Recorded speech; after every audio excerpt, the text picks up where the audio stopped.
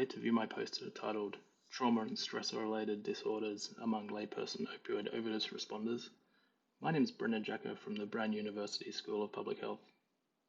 You'll see at the top of the poster we've highlighted that community members really are being asked to take the front line of the overdose crisis in the United States.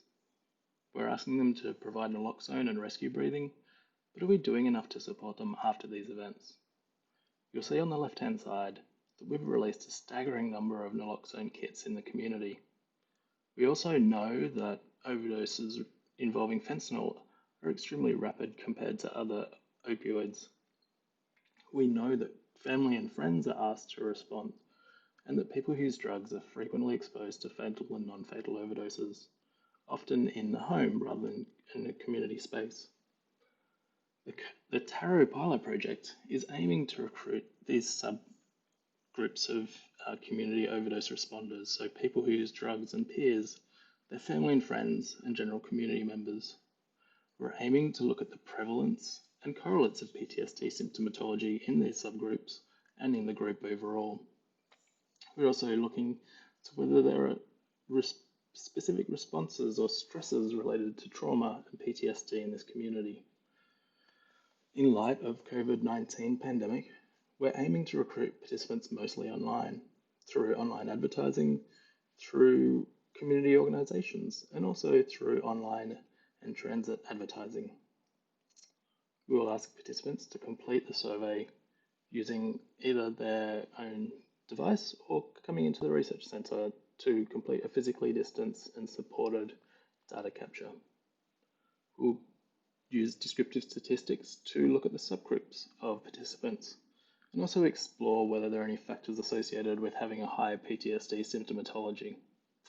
We'll be capturing a range of participant information about the individual, about their trauma history and their PTSD symptomatologies. We'll also be asking them whether there are characteristics of the actual overdose event that may have contributed to PTSD and look at co-occurring disorders. We anticipate that this will be one of the first studies in the United States to look at how community members are responding to overdoses and the support they require afterwards.